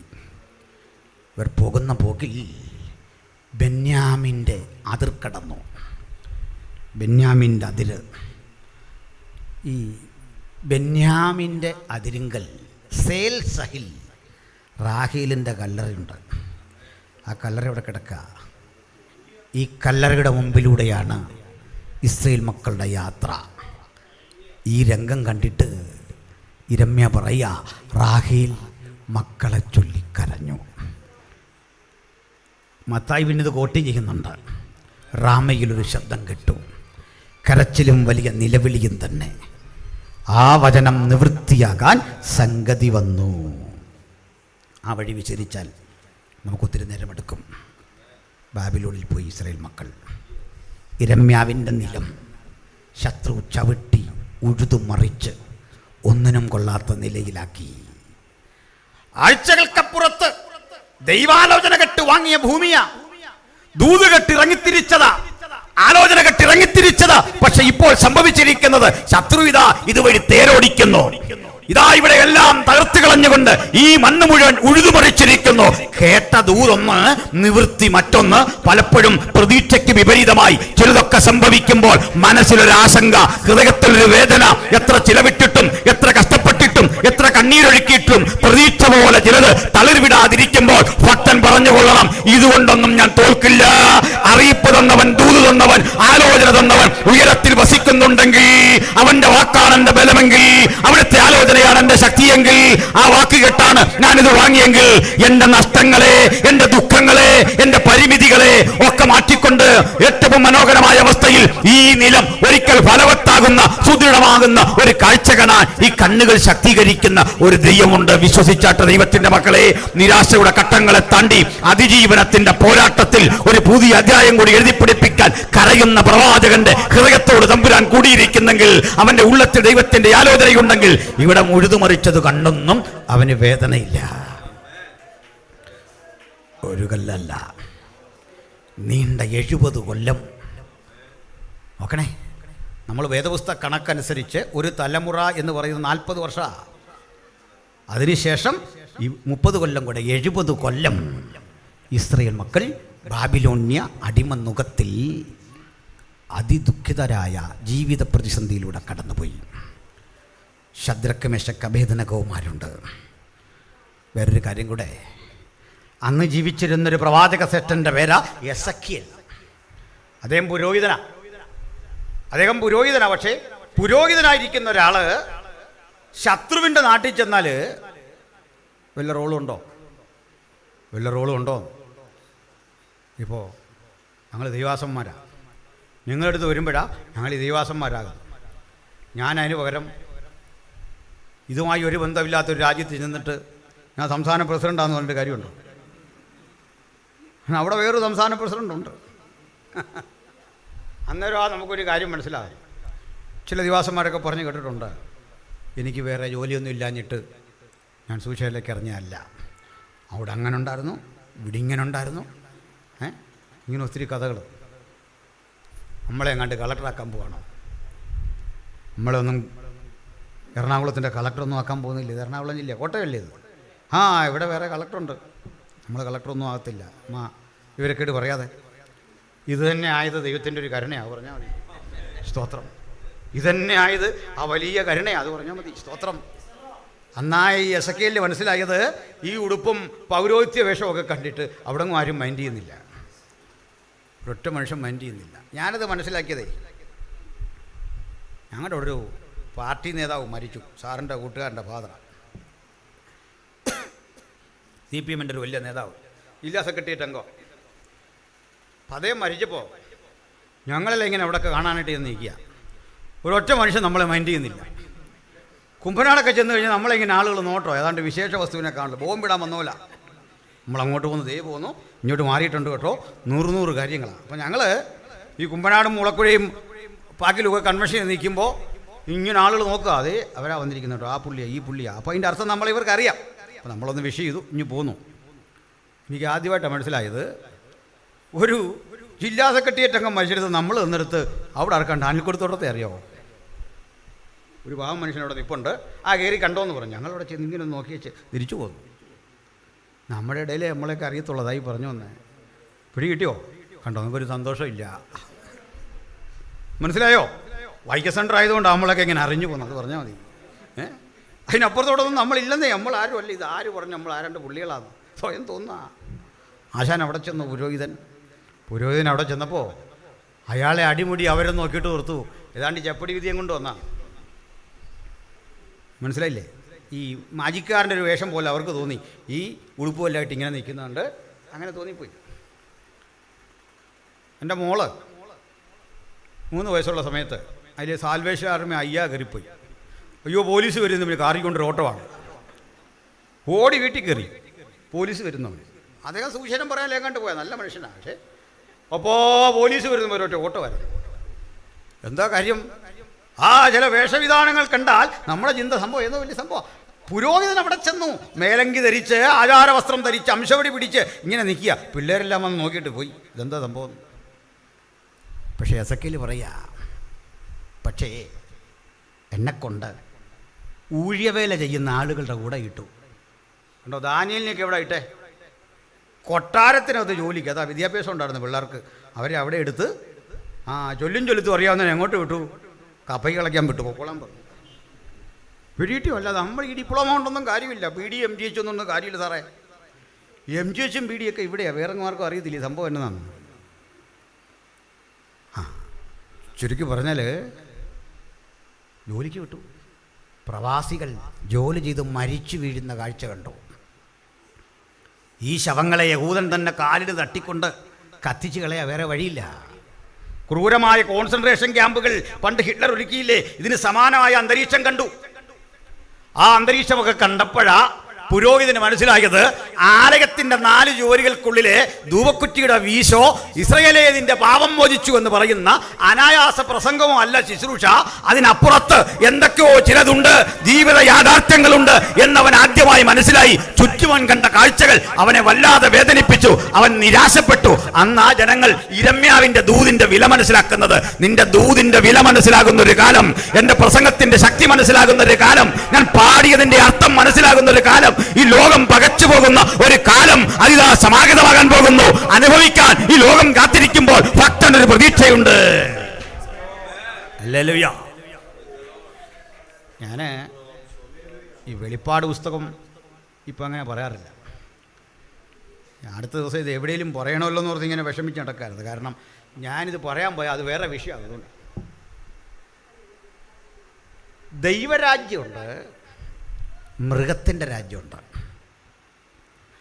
6 അഞ്ചാമത്തവൻ തൻ്റെ കലശം മൃഗത്തിൻ്റെ രാജ്യത്തിൽ സിംഹാസനത്തിൽ ഒഴിച്ചു. അത് ഇരുണ്ടുപോയി. ഇരുണ്ടൊരു ലോകം വരാൻ പോവാ. സേറ്റനിക്ക് ആധിപത്യത്തിൻ്റെ മീതെ ദൈവം നിന്റെ ന്യായവിധി അയക്കാൻ പോവാ. അതിലൊത്തിരി സിറ്റുവേഷൻ ഞാൻ കണ്ടുപിടിച്ച് വെച്ചിരിക്കുകയാണ്. ചില ആളുകൾ നിമ്മ വിഷയം ഉണ്ടാക്കും. അതുകൊണ്ടാണ് ഇപ്പോൾ അത് പുറത്തോട്ട് വിടാത്തത്. ഈ അഭിപ്രായ വ്യത്യാസം മാറി പറഞ്ഞ ഉടനെ നമ്മളെ കൊല്ലാൻ പ്രാർത്ഥന നടക്കുന്ന ആളുകളുണ്ട്. ഇതുണ്ടോ? പേടിച്ചൊന്നുമല്ല. പേടിച്ചല്ല, ഉത്തമയത്തിൽ പറയല്ലേ, പ്രേമത്തിന് ഇഷ്ടമാകുവോളോ അതിനെ ഉണർത്തരുതെന്ന് പറഞ്ഞ പോലെ സമയം വരുന്നുണ്ട്. അന്നേരം ചെയ്യാൻ അവിടെ ഇരിക്കട്ടെ. സ്തോത്രം. അപ്പം നമുക്ക് അടുത്ത വിഷയത്തിലേക്ക് വരാം. ഈ ഇരമ്യാവ് പ്രവചിച്ച പ്രവചനം പോലെ ദൈവപുരുഷന്മാർ ബാബിലോണിൽ പീഡിപ്പിക്കപ്പെടുക. ആ പീഡയുടെ നടുവിൽ എസെക്കിയേൽ ഒത്തിരി പ്രാർത്ഥിച്ചു, വളരെ പ്രാർത്ഥിച്ചു. പ്രാർത്ഥിച്ചപ്പോൾ ഒരു കാഴ്ച, ആ കാഴ്ച കണ്ടുകൊണ്ടാണ് എസെക്കിയേലിൻ്റെ പ്രവചനം തുടങ്ങുന്നത്. എസെക്കിയേൽ പറയുക, 30-ാം ആണ്ട് 4-ാം മാസം 5-ാം തീയതി ഞാൻ കേബാർ നദിയുടെ തീരത്ത് പ്രവാസികൾ അടിമകളുടെ ഇടയിൽ ഒരടിമയെപ്പോലെ കഷ്ടം സഹിച്ച് ത്യാഗം സഹിച്ച് അവരിൽ ഒരുവനായി അവിടെ ഇരിക്കുമ്പോൾ സ്വർഗം തുറന്നിരിക്കുന്നത് ഞാൻ കണ്ടു. ദൈവത്തിന്റെ വചനം കേൾക്കുന്ന പ്രിയപ്പെട്ടവരെ, മഹത്തായ യെരൂശലേം ദേവാലയത്തിന്റെ 4 ചുവരുകൾക്കകത്ത് വെച്ച് കിട്ടാത്തൊരു കാഴ്ചക്ക് അവൻ എന്നെ കൊണ്ടുചെന്നിട്ട് ഇടം കണ്ടുവോ. മരിച്ചു വീഴുന്ന 10,000 നടുവിൽ എന്നെ കൊണ്ടിട്ടു. അവിടെ വെച്ചൊരു കാഴ്ച ഞാൻ കണ്ടു. തുറക്കപ്പെട്ട സ്വർഗം. ആ തുറക്കപ്പെട്ട സ്വർഗമാ ഭക്തന്റെ ജീവിതത്തിന്റെ ആനന്ദ നിർഭരമായ കാഴ്ച. അത് കണ്ടിറങ്ങിയവന് തോറ്റുപോകാൻ ഇടവരാത്ത വിധത്തിൽ നമ്മെ ബലപ്പെടുത്തുന്ന ഒരു മഹാദൈവമുണ്ട്. ആ ദൈവമാണ് നമ്മുടെ മാർഗദർശകൻ. ഹല്ലേലൂയ. അവിടുന്ന് ഈ പ്രവചനമെല്ലാം നിറവേറി. എന്നിട്ട് ദൈവം തൽസമയത്ത് ഒരു ജനനായകനെ ഉണർത്തി. സെരുബ്ബാബേൽ, നെഹമ്യ, എസ്ര, ഈ 3 പേരുടെ കാലഘട്ടത്തിൽ ഇസ്രായേൽ മക്കൾ ഘട്ടം ഘട്ടമായി തിരിച്ചു വന്നു. വാഗ്ദത്ത ദേശത്ത് തിരിച്ചു വന്നു. വാഗ്ദത്ത ദേശത്തേക്ക് തിരിച്ചു വരുമ്പോൾ ഇടിഞ്ഞു കിടക്കുന്ന കെട്ടിടങ്ങൾ, തകർന്നു കിടക്കുന്ന പുരയിടങ്ങൾ, ദേവാലയത്തിൻ്റെ ചുവരുകളൊക്കെ ഇടിഞ്ഞ് തകർന്നടിഞ്ഞ ശൂന്യതകൾ കണ്ട് പലരും കണ്ണീരൊഴുക്കിയപ്പോൾ ഇസ്രായേൽ മക്കളിൽ ചിലരെങ്കിലും ശുഭകരമായി അന്ന് പേർഷ്യൻ രാജ്യത്ത് ജീവിക്കുന്നുണ്ട്. ഈ സ്ഥലങ്ങളൊക്കെ കണ്ട് മടങ്ങി വന്ന ഒരുവനിൽ നിന്ന് വാർത്തകറിഞ്ഞു, എങ്ങനെ ഇരിക്കുന്നു നമ്മുടെ നാട്? ഉത്തരം പറഞ്ഞത് കേട്ട് നെഹമ്യാവിരുന്ന് കരഞ്ഞു. ഊടാടി സഞ്ചരിച്ചിട്ട് നാട്ടുവിശേഷം കൊണ്ടുവന്ന വർത്തമാനം കൊണ്ടുവന്ന മനുഷ്യനോട് ചോദിച്ചു, എങ്ങനെയുണ്ട് നമ്മുടെ നാട്? യെരൂശലേം എങ്ങനെ നിൽക്കുന്നു? ദേവാലയം എങ്ങനെ കിടക്കുന്നു? പ്രിയപ്പെട്ടവരെ, ആലയം എന്നിവിടെ പറയുന്നത് കേവലം കെട്ടിടമല്ല. പുതുനിയമത്തിന്റെ ഭാഷയിൽ ചുറ്റു ശ്രദ്ധിച്ചാട്ടെ. മാതൃസഭ എങ്ങനെ നിൽക്കുന്നു? ഡിസ്ട്രിക്ട് എങ്ങനെ നിൽക്കുന്നു? ദൈവത്തിന്റെ ജനം എങ്ങനെ നിൽക്കുന്നു? അത് കണ്ട് കണ്ണീരൊഴുക്കാൻ കഴിയുന്ന, ഇടിവിൽ നിൽക്കാൻ കഴിയുന്നവരെ കൊണ്ട് അവൻ ദൈവസഭ പണിയിക്കുന്നത്. അവരാണ് ദൈവസഭയുടെ കരുത്ത്. വചനം പറയാ, ഇത് കേട്ടപ്പോ നെഹമ്യാവായ ഞാൻ ഇരുന്ന് കരഞ്ഞു. ഒരു കാര്യം ഓർത്തോ, തമ്പുരാന്റെ പാദപീഠത്തിൽ നിന്ന് കരയുക, പൊതു പ്രശ്നങ്ങളുടെ മധ്യത്തിൽ ഇടപെടുക, 2 ദൗത്യമാണ് ചെയ്തത്. ഉറങ്ങുമ്പോഴും ഭക്ഷണം കഴിക്കുമ്പോഴും കുളിക്കുമ്പോഴും ഒരു ഉടവാൾ കയ്യിൽ ധരിച്ചുകൊണ്ട്, അരയിൽ വാൾ ധരിച്ചുകൊണ്ട് ആരോ എതിരെ നിൽക്കുന്നു. എന്റെ ജോലിക്കെതിരെ, എന്റെ കർത്തവ്യ നിർവഹണത്തിനെതിരെ എന്ന ജാഗ്രതയോടെ ഭക്തൻ പ്രവർത്തിക്കുമ്പോഴൊക്കെ ഭക്തനൊരു കാര്യമറിയാം. പാനപാത്രം കയ്യിലെടുത്ത് രാജാവിന് ഒഴിച്ചു കൊടുത്ത ശീലം മാത്രമേ ഉള്ളൂ. ഈ കരങ്ങൾ പോരാ യുദ്ധം ചെയ്യാൻ. പക്ഷെ എന്റെ വകത്താരിൽ ഒരു ആത്മാർത്ഥത ഇരമ്പുന്നു. എന്നെ കൊണ്ട് ചെയ്തെടുക്കാൻ കഴിയുന്ന ചില കാര്യങ്ങളുണ്ട് എന്ന ഒരു ധൈര്യം എന്നെ ഭരിക്കുന്നു. അതുകൊണ്ട് സൻബല്ലത്ത് വരട്ടെ, തോബിയാവ് വരട്ടെ, ഞാൻ തോറ്റുകൊടുക്കാത്ത ഒരു ദൃഢനിശ്ചയത്തിന്റെ കരുത്ത് എന്റെ അന്തരംഗങ്ങളിൽ ഒരു ഉണർവായി പരിലസിക്കുന്നു. ഭക്തന് തോൽവിയില്ല, ദൈവമക്കൾക്ക് തോൽവിയില്ല. അങ്ങനെയാ സൻബല്ലത്തും തോബിയാക്കും വന്നേ. എങ്ങനെ എന്നാ പറഞ്ഞ വന്നേ? മോശപ്പെട്ട കാര്യം പറഞ്ഞല്ല വന്നേ. എന്താ പറഞ്ഞേ? ഫണ്ട് വേണ്ടേ തരാമെന്നും പറഞ്ഞു. ക്യാഷ് തരാം, സ്പോൺസർ ചെയ്യാം. നല്ല കാര്യമാണ്. നമ്മൾ ചെല്ലി ഈ സ്പോൺസർ എന്ന് കേൾക്കുമ്പോഴേ സ്പോന്ന് കേട്ടാൽ മതി, താഴെ വീഴും, മാങ്ങിപ്പോവും. അങ്ങനെയാ, അങ്ങനൊരു പ്രശ്നമുണ്ട്. എന്നാൽ ഇതെല്ലാം കിട്ടാൻ ചോദിച്ചാലോ ഉള്ളതല്ലേ, പണിക്ക് ഞങ്ങൾ കൂടാം. രമ്യ പറഞ്ഞു, ഇപ്പോൾ തൽക്കാലം ഫണ്ട് വേണ്ട, സ്പോൺസർഷിപ്പ് വേണ്ട. പിന്നെ പറഞ്ഞു, നിന്നെക്കുറിച്ചൊരു പരാതിയുണ്ട്. എന്താ? നീ രാജാവിനെതിരെ ആളെ കൂട്ടുന്നു. നെഹമ്യാനറിയാം, എന്നെ വിട്ടത് രാജാവാണ്. രാജാവിനെതിരെ എന്ന് പറഞ്ഞാൽ വിലപ്പോവില്ല. അത് കഴിഞ്ഞ് ഒറ്റപ്പണി ചെയ്ത് നൊവദ്യ എന്നു പേരായ ഒരു വ്യാജ പ്രവാചകിയെ ചട്ടം കെട്ടി നിർത്തി. ആര് വിളിച്ചു? നെഹമ്യാവ് ചെന്നു. നെഹമ്യാവ് ചെന്നിട്ട് നെഹമ്യാവിനോട് ദൂത് പറഞ്ഞു, സംഗതി പാളും. നെഹമ്യാവ് ആ ദൂത് അവസാനം വരെ കേട്ടുന്നു. ഈ ട്രോൾ ചെയ്യുന്ന പോലെ ഇന്ന് പിള്ളേർ എല്ലാം കേട്ട് കഴിഞ്ഞ് അവസാനം പറഞ്ഞു, ഇത് ചുമ്മാ നടക്കാൻ പോകുന്നില്ല. ലാസ്റ്റ് പറഞ്ഞ് നടക്കത്തില്ല, നിന്നെ യഹോവ അയച്ചിട്ടില്ല, നിനക്ക് സാധിക്കില്ല. എന്നെ അയച്ച ഒരു ദൈവമുണ്ട്. നിന്റെ വാക്ക് കെട്ടെൻ്റെ മനസ്സ് മന്ദീഭവിക്കില്ല. നിന്റെ വാക്ക് കെട്ടിട്ട് ഞാൻ പിന്തിരിഞ്ഞോടില്ല. നെഹമ്യാവ് പറയുന്നൊരു വാക്യമുണ്ട്, എന്നെപ്പോലെ ഒരുത്തൻ ഓടിപ്പോകുമോ? ഓരോ ഭക്തനും ശത്രുവിന്റെ നെഞ്ചത്ത് വിരൽ കുത്തിക്കൊണ്ട് തോൽവിയുടെ മുഖത്ത് നോക്കി വിളിച്ചു പറയട്ടെ, എന്നെപ്പോലെ ഒരുത്തൻ ഓടിപ്പോകുമോ? ആലോചനയുള്ളവൻ, പ്രാർത്ഥിച്ചവൻ, തമ്പുരാന്റെ തിരുസന്നിധി കരഞ്ഞവൻ, ആലോചന പ്രാപിച്ചവൻ, ദൂത് പ്രാപിച്ചവൻ, എന്നെപ്പോലെ ഒരുത്തൻ ഓടിപ്പോകാൻ കഴിയില്ല, തോറ്റു തുന്നം പാടാൻ കഴിയില്ല, ഓടിപ്പോകില്ല. എന്നിട്ട് പറയാ, ആകയാൽ എന്നെ എന്ന് പറഞ്ഞ് തുടങ്ങിയിട്ട് പറയാ, ആകയാൽ അവന്റെ ദാസന്മാരായ ഞങ്ങൾ, ഇന്ന് രാത്രി നമുക്കും ഞങ്ങൾ എന്ന ശബ്ദത്തോട് ചേർന്ന് നിൽക്കാം. നമുക്ക് ഒരുമിച്ച് ചേർന്ന് നിൽക്കാം. ഐക്യആത്മാവിൽ പറയാം, അവന്റെ ദാസന്മാരായ ഞങ്ങൾ, ഞങ്ങൾ അവന്റെ ദാസന്മാരായ ഞങ്ങൾ ചേർന്ന് പണിയും. ഹല്ലേലൂയ. ക്ഷമിക്കണം, ഈ മഹാത്മജി അംബേദ്കറും തമ്മിൽ ഭയങ്കര ഉടക്കാൻ, എന്നും ഉടക്കാം, ഏറ്റുമുട്ടല. അപ്പം മഹാത്മജി അംബേദ്കറോട് ചോദിച്ചു, മിസ്റ്റർ അംബേദ്കർ, ഈ സ്വാതന്ത്ര്യ സമരമൊക്കെ വന്നിട്ട് നിങ്ങൾ എപ്പോഴും ഈ ബ്രിട്ടീഷുകാരുടെ പക്ഷത്ത് നിൽക്കുന്നല്ലോ തോന്നുന്നല്ലോ, എന്ത് ചെയ്യും നമ്മുടെ കൂടെ നിൽക്കാത്ത, രാജ്യസ്നേഹം ഇല്ലാത്ത, സ്വരാജ് ആ ബോധമില്ലാത്ത? അംബേദ്കർ പറഞ്ഞു, മഹാത്മജി, ഞങ്ങൾക്കൊരു രാജ്യമില്ല, പിന്നെ ഞങ്ങളെങ്ങനെ ഞങ്ങളുടേതെന്ന് പറയും? ഞങ്ങൾക്ക് രാജ്യമില്ല, ഞങ്ങൾക്ക് പ്രസ്ഥാനമില്ല, ഞങ്ങൾ എങ്ങനെ ഞങ്ങളുടേത് എന്ന് പറയും? ഞങ്ങളുടേതെന്ന് പറയത്തക്ക വിധം ഞങ്ങളെ ഇതിനുള്ളിൽ ആരും ഉൾക്കൊണ്ട് കാണുന്നില്ല. പക്ഷെ കാലവേറെ കഴിഞ്ഞു. ഭരണഘടനാ സഭയിൽ അംബേദ്കറെ നിർത്തി. നോമിനേഷനൊക്കെ കൊടുത്തിട്ട് പരാജയപ്പെടുത്താൻ മഹാത്മജി ശ്രമിച്ചിട്ടുണ്ട്. അദ്ദേഹത്തിൻ്റെ രാഷ്ട്രീയ പാർട്ടി ശ്രമിച്ചിട്ടുണ്ട്, തോറ്റുപോയിട്ടുണ്ട്. ബ്രിട്ടീഷുകാർ പ്രചോദിപ്പിച്ചാണ്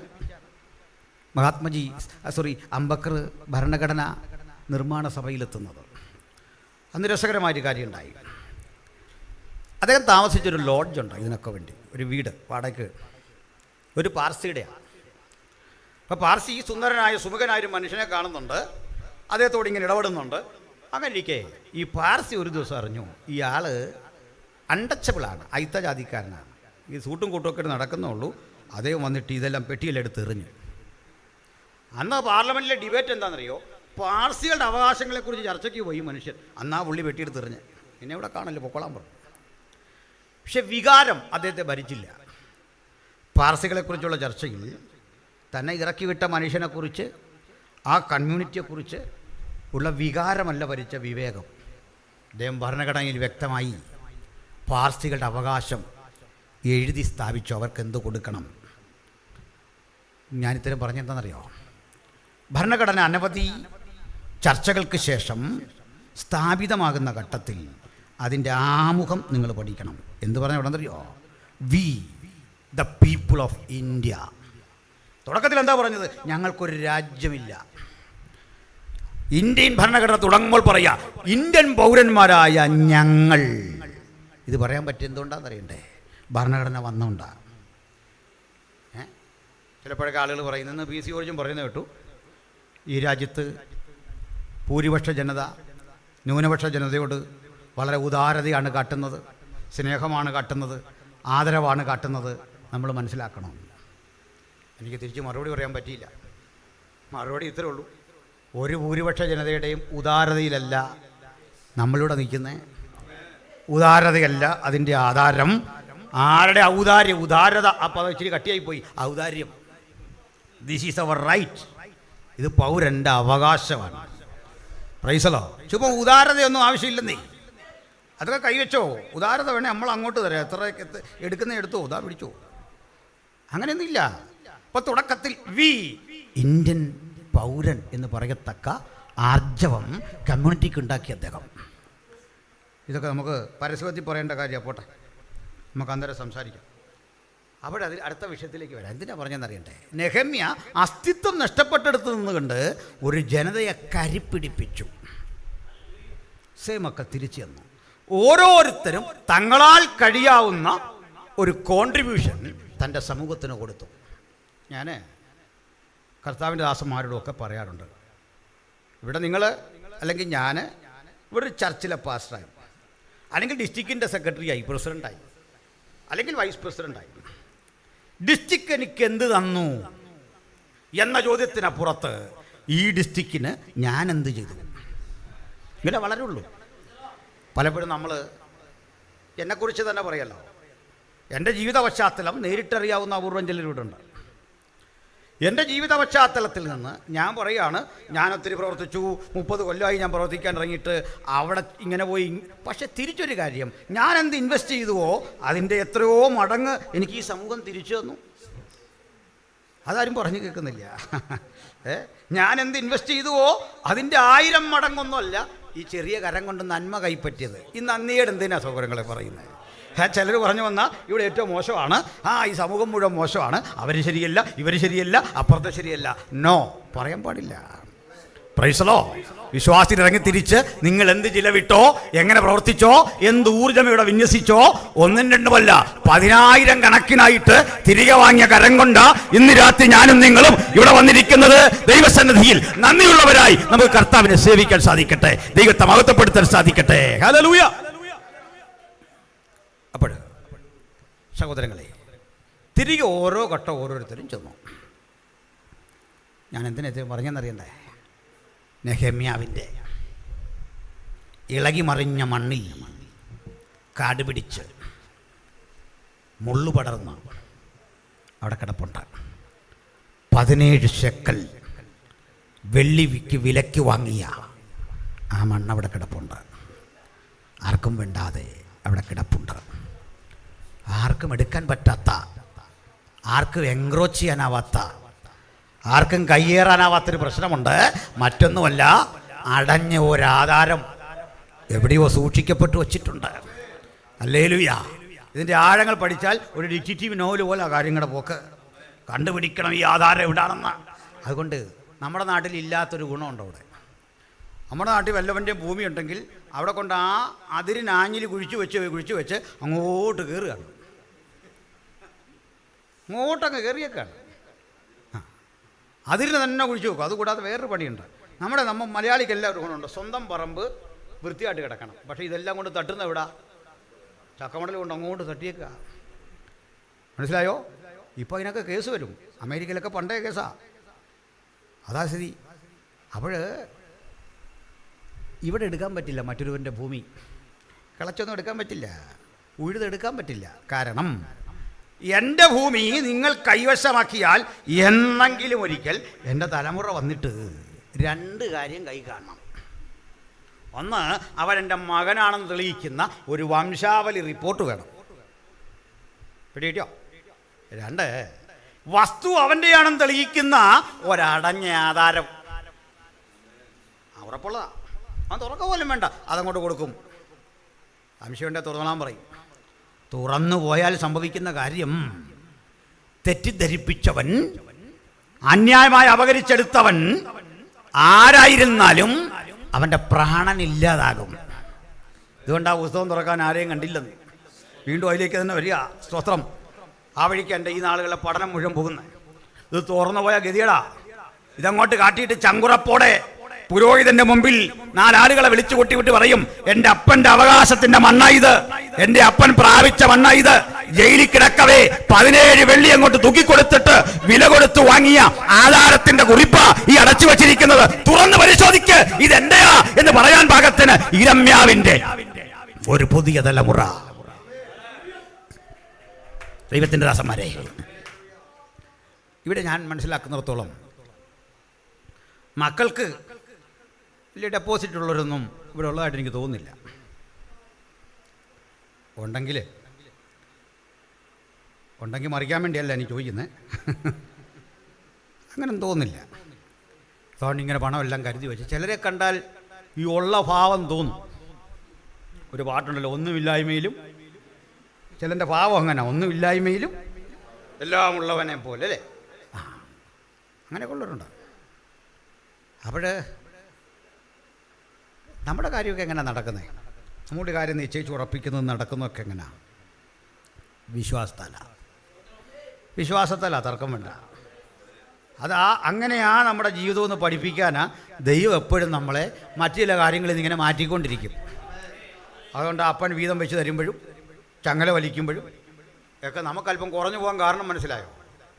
കർത്താവ് പഠിപ്പിക്കുക, കുഞ്ഞെ നിൻ്റെ വഴി അതിലൂടൊന്നും അല്ല, നിൻ്റെ വഴിയേ ആ വഴിക്കല്ല, അതല്ല നിൻ്റെ വഴി. അതുകൊണ്ട് പലർക്കും ഒരു സന്തോഷമില്ല. സത്യം പറഞ്ഞാട്ട് അപ്പൻ വെച്ച് തരുന്ന വീതമല്ല ജോയിലിന് അത് കണ്ടൊരു സന്തോഷം വരുന്നില്ല. അവൻ ചിരിച്ചുകൊണ്ട് ഉള്ളുകൊണ്ട് ഈ പല്ല് ഞറങ്ങുന്ന ഇവിടെ കേൾക്കാം. അപ്പൻ തരുന്ന വീതമല്ല, മാതാപിതാക്കൾ തരുന്ന സൗജന്യമല്ല. തിരിച്ചും പറയാം, മക്കളോടും പറഞ്ഞേക്കാം. ഞാൻ മക്കളോടൊക്കെ പറയാറുണ്ട്, നമ്മൾ ഈ പ്രായമായി കഴിഞ്ഞ് ഞാൻ ആരോടോ പറഞ്ഞു, ഈ വണ്ടിയൊക്കെ എടുക്കണേ നേരത്തെ എടുത്തോളാം. ഇല്ല, നമ്മൾ ഈ 90-ാം വയസ്സിൽ മോൻ വണ്ടി ഓടിച്ച് നമ്മളെയും കൊണ്ട് അവനും അവൻ്റെ ഭാര്യയും കൂടെ പോവാം. നമ്മൾ പിന്നെ അവർക്ക് ഇത് ഒരു പുരാവസ്തു കയറി ഇരിക്കുക എന്നും പറഞ്ഞു ഇവൻ കൊണ്ട് കിടക്കുന്നു. ഇതാ സ്ഥിതി.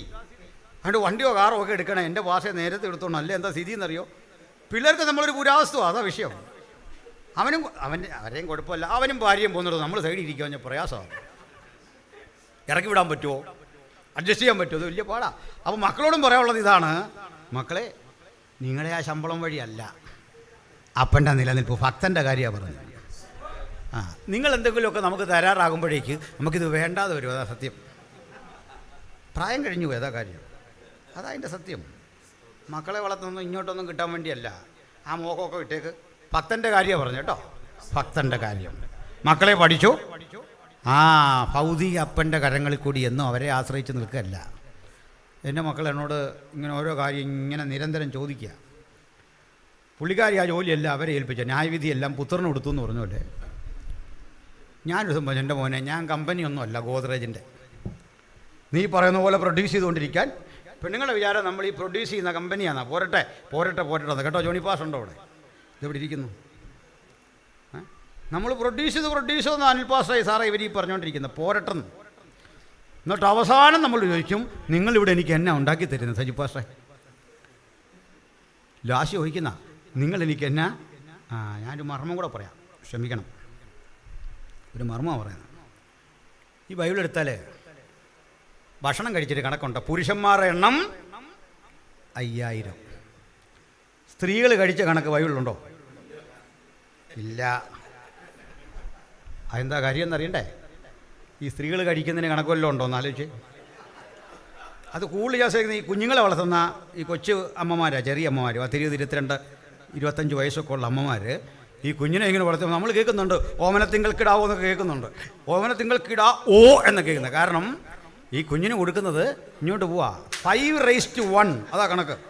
ഇങ്ങനെ 1 കുഞ്ഞിനും കൊടുക്കും. എന്നിട്ട് നമ്മോട് പറയാ, അച്ഛാ ഇത് ഇവിടെ ഒരു പിടി, അയ്യടാ. ഈ കുഞ്ഞ് കഴിക്കാനുള്ള മധുരമെല്ലാം കറക്കി കളിച്ചേച്ച് പറയാ, ഇവിടെ ഒരു പിടി. അവൻ്റെ പോരാട്ടം, അത് പോരാട്ടമല്ല, ഭക്ഷണം അത് കുറയ്ക്ക്. ഈ രാജ്യം രക്ഷപ്പെടാനുള്ള വഴിയാണ്, വൈക്കം സെൻ്റർ രക്ഷപ്പെടാനുള്ള വിവരങ്ങളാണ് ഞാൻ ഈ പറഞ്ഞുകൊണ്ടിരിക്കുന്നത്. പോട്ടെ, അപ്പം നമ്മുടെ അനുഗ്രഹം ഇതുവഴിയാണെന്നൊന്ന് പറഞ്ഞാൽ പോട്ടെ. അപ്പം തിരിഞ്ഞു വന്നപ്പോൾ ഈ മണ്ണിങ്ങനെ കിടക്കുക. പ്രൂവ് ചെയ്യാൻ സാധനം കൈ വേണം, അറിയാം. തെളിവില്ലേ ആരും അംഗീകരിക്കില്ല, തെളിവ് വേണം. പ്രൂവിന് പേപ്പർ വേണമെന്ന് കയ്യിൽ, നമ്മൾ ആരാണെന്ന് തെളിയിക്കാൻ പേപ്പർ വേണം. അതുമായിട്ട് വല്ല ബന്ധമുള്ളവർ അങ്ങോട്ട് പോക്കണം, ഇവിടെ ഉള്ളവർ ഇവിടെ ശ്രദ്ധിച്ചിരുന്നു, അതുകൊണ്ട്. അപ്പോൾ ശ്രദ്ധിച്ചോട്ടെ. അപ്പോൾ ഇതിനു വേണ്ടിയുള്ള പ്രൂവ് സ്വന്തം കയ്യിലിരിക്കെ അത് കാണിച്ചു കൊടുത്ത് ബോധ്യപ്പെടുത്തണം യുവർ ഐഡന്റിറ്റി. ഇത്രയും കാട്ടിക്കൊടുത്താൽ ആരെങ്കിലും ഇത് അപകരിച്ചു വച്ചാൽ അവന്റെ മീതെ ശിക്ഷ വരും, അവന്റെ മീതെ ന്യായവിധി വരും, അവനെതിരെ സമൂഹം തിരിയും. അതുകൊണ്ട് അന്യന്റെ ഒന്നും ഇസ്രായേൽ മക്കൾ ഇങ്ങനെ അപകരിക്കില്ല. പിരമ്യാവിൻ്റെ ഭൂമി അങ്ങനെ കിടക്കുക. ഒരു മാർമിക സത്യം പറയാം പ്രിയപ്പെട്ടവരെ, ഞാൻ എൻ്റെ ഈ ജോഗ്രഫിയൊക്കെ അത്യാവശ്യം പഠിക്കാൻ ശ്രമിച്ച ഒരാളാണ്.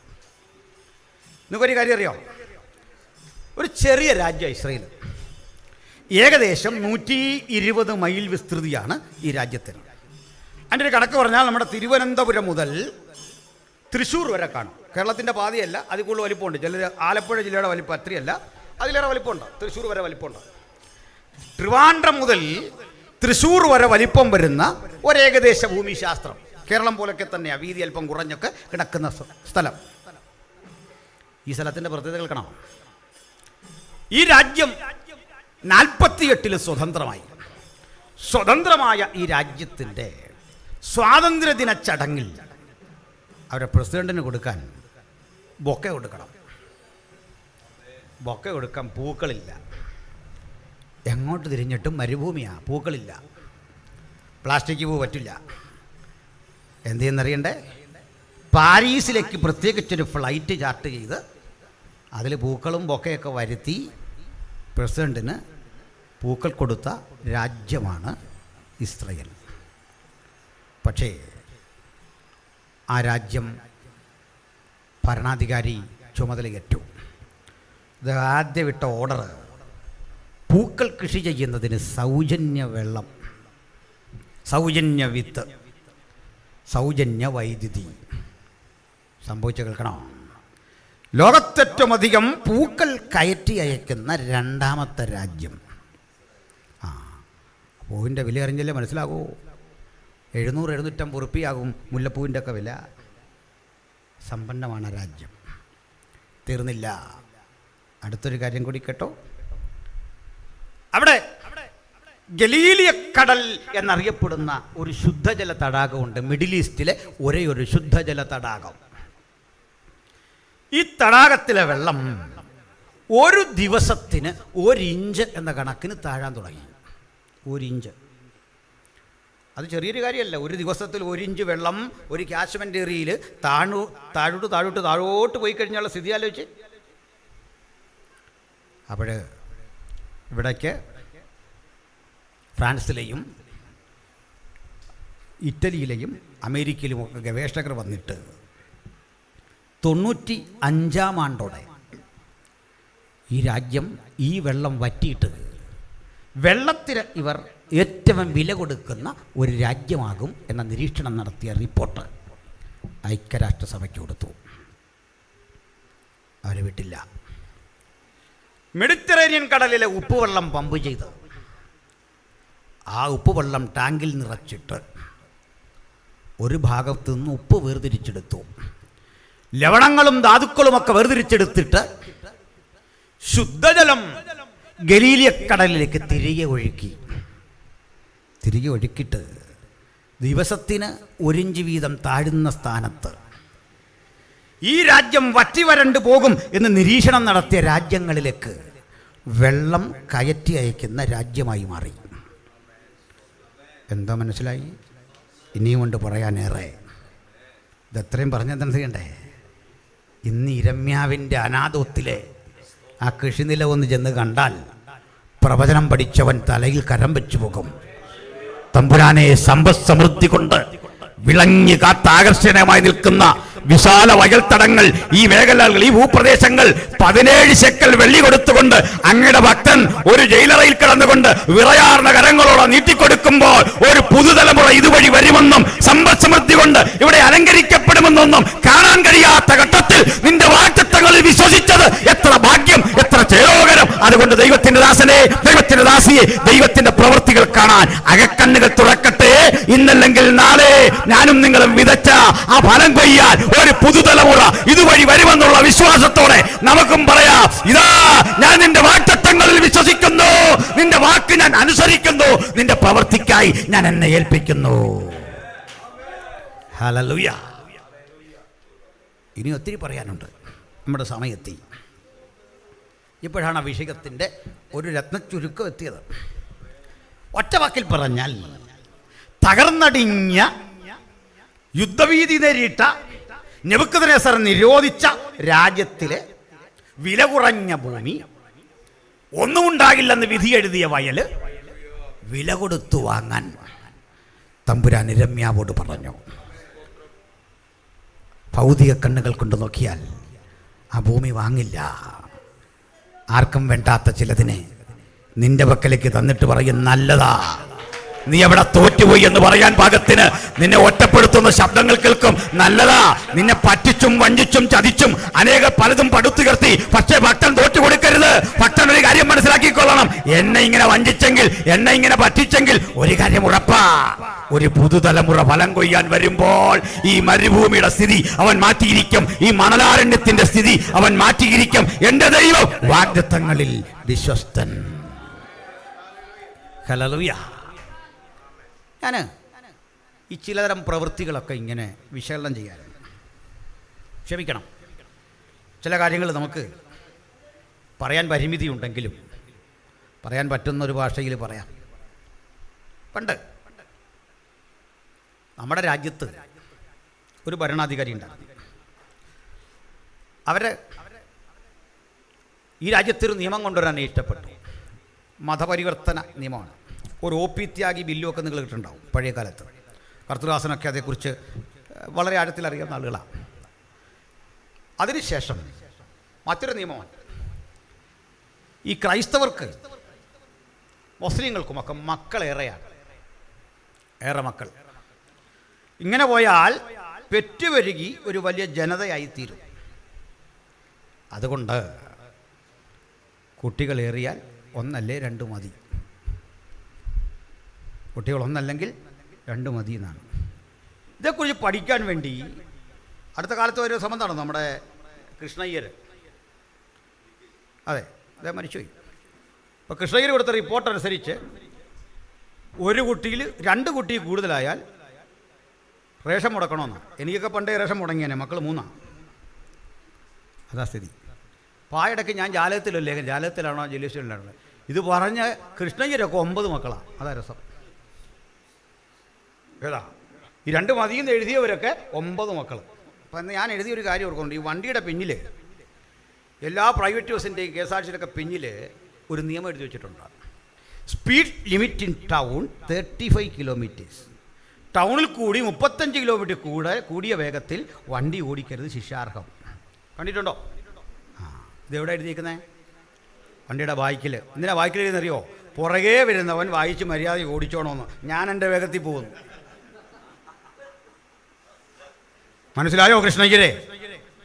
പിടികിട്ടിയോ? ഇതാണെന്ന് ആ കാലത്തൊരു സംഭവം നടന്ന അറിയാനാ. അന്ന് ഇന്ത്യ ഭരിച്ചൊരു ഭരണാധികാരിയുടെ മകൻ, അദ്ദേഹം മന്ത്രിയും ഒന്നുമല്ല, പക്ഷെ അദ്ദേഹം പറഞ്ഞ പോലെ ഇന്ത്യ കൂടുതലായിരുന്നു. അയാൾ ആഭ്യന്തര വകുപ്പ് സെക്രട്ടറിയെ, മന്ത്രിയൊക്കെ വരച്ച വരയിൽ നിർത്തി ഒരു ബദൽ രാജ്യമായി ഭരണം നടത്തുക. ഉസ്മാനിയ യൂണിവേഴ്സിറ്റിയിൽ നിന്ന് പഠനം കഴിഞ്ഞ് പുറത്തു പോകുന്ന കുട്ടികളെ, മുസ്ലിം കുട്ടികളെ, ക്രൈസ്തവ കുട്ടികളെയൊക്കെ പിടിച്ച് പ്രൊഫസേഴ്സിനെയും പെൺകുട്ടികളെയും ആൺകുട്ടികളെ, വിവാഹം പോലും കഴിയാത്തവരെ നിർബന്ധിത വന്ധ്യകരണം നടത്തി. ഭയങ്കര രക്തച്ചൊരിച്ചിലുണ്ടായി, വലിയ കലാപങ്ങളുണ്ടായി. മനസ്സിലാക്കണം. ഇനി മറ്റൊരു സംഭവം പറയുന്നത്, ശ്രദ്ധിച്ച് കേൾക്കണം. പഴയ ആൾക്കാർക്ക് മനസ്സിലാകും, പുതിയ പിള്ളേർക്ക് പിടിയിട്ടില്ല. ശ്രദ്ധിച്ച് കേൾക്കണം. പ്രസവിക്കാനുള്ള അമ്മയുടെ സ്വാതന്ത്ര്യത്തിനെതിരെ നിയമം പാസാക്കി ദൈവം കൽപ്പിച്ചാക്കിയ അനുഗ്രഹത്തെ ഉന്മൂലനം ചെയ്യാൻ ശ്രമിച്ച ഭരണാധികാരിക്ക് എന്തു പറ്റി അറിയണം? സ്വന്തം അംഗരക്ഷകൻ ഗർഭാശയത്തിലേക്ക് തീയുണ്ടകൾ വർഷിച്ചു. പോസ്റ്റ്മോർട്ടം ടേബിളിൽ കിടത്തി ഗർഭാശയം കീറിമുറിച്ച് വെടിയുണ്ടകൾ വാരി പുറത്തിട്ടു. നിങ്ങൾക്കറിയാവോ? ഒരു മകൻ ആകാശത്ത് അസ്തമിച്ചു, ഒരു മകൻ പെരുവഴി ഓരത്ത് തീർന്നു. കൊച്ചുമക്കൾ പോലും ഇല്ല, ഉള്ളവൻ കടലിൽ ചാടി. നീ എവിടെ പൊങ്ങുന്നൊന്നും അറിയില്ല. എന്താണ് ഈ പറഞ്ഞു വന്നതിൻ്റെ അർത്ഥം? ചുമ്മാ കളിക്കരുത് തമ്പുരാൻ്റെ നേരെ. ഇത് പറയാനായി പറഞ്ഞു. ഇതാരെടുത്താ കളിക്കുന്നത്? നമ്മൾ ഒറ്റപ്പെട്ടവരാന്നൊക്കെ ധരിക്കാതെ, നമ്മൾ ശക്തിയില്ലാത്തവരാന്നൊക്കെ ധരിക്കാതെ നമ്മൾ ആരാൻ ധരിക്കണം. സ്തോത്രം, ഹല്ലേലൂയ. അപ്പോൾ ദൈവം ചിലതിനെ വീക്ഷിക്കുന്നു, ദൈവം ചിലതിനെ ദർശിക്കുന്നു, അവൻ സകലത്തിലും സാക്ഷിയായിരിക്കുന്നു. എന്തിനു വേണ്ടിയാ? അവിടുത്തെ വലിയ പ്രവൃത്തി സമയമാകുമ്പോൾ നിർവഹിക്കാം. എനിക്ക് ഉപസംഹരിച്ച പറ്റൂ. ഇരമ്യാവേ, നീ സ്ഥലം വില കൊടുത്തു വാങ്ങണം. നിന്റെ ഇളയപ്പൻ്റെ മകൻ്റെ സ്ഥലം. ഞാൻ ഇവിടെ ഒന്നും പോയി എന്ന് പറയാൻ വേണ്ടിയല്ല, ഞാൻ അങ്ങനെ പറയുന്ന ഒരാളുമല്ല, നിങ്ങൾക്കറിയാം. ഈ സ്ഥലങ്ങളൊക്കെ ഇങ്ങനെ കാണുമ്പോൾ, ഞാൻ പഠനം നടത്തിയ ഇത്തരം സ്ഥലങ്ങളിൽ പോകാറുള്ളൂ. നേരത്തെ പഠിക്കും, അവിടെ ചെന്നിട്ട് പഠിക്കുന്നതിൽ കണ്ട് മനസ്സിലാക്കണം. ജോഗ്രഫിക്കലി ഇതെന്താ എങ്ങനെയാണെന്നൊക്കെ പഠിച്ചിട്ട് ഇവിടെയൊക്കെ ചെന്നൊന്ന് വിശദീകരിക്കാൻ നിൽക്കുമ്പോൾ വാക്ക് കിട്ടൂല. കാരണം ഈ തിരുവെഴുത്തിൽ പറഞ്ഞ പ്രവചനത്തിൻ്റെ ദൃഢത, അതിൻ്റെ കരുത്തും ശക്തിയും, ഇതാ നീ കരങ്ങളിൽ എന്തിയതെങ്കിൽ, ഇതിലാ നിന്റെ വിയർപ്പ് വീണതെങ്കിൽ, ഇതാണ് അപ്പൻ മരിക്കാൻ നേരം നിന്നെ വരമേൽപ്പിച്ചതെങ്കിൽ, അപ്പൻ മരിക്കുമ്പോൾ നിനക്കിതാ തരാനിരിക്കുന്നതെങ്കിൽ, വിലപിടിപ്പുള്ള ഈ നിധി കാട്ടിക്കെട്ട് പറയാം, കാലമെത്ര കഴിഞ്ഞാലും എന്റെ പ്രശ്നങ്ങളെ, എന്റെ കഷ്ടതകളെ കണ്ടിട്ട് എനിക്ക് വേണ്ടി ഇരട്ടിക്കരുത്തോടെ പ്രവർത്തിക്കുന്ന മഹാദൈവത്തിന്റെ വാഗ്ദത്തം ഞാൻ ഇതിന്റെ ഉള്ളിൽ കാണുന്നു.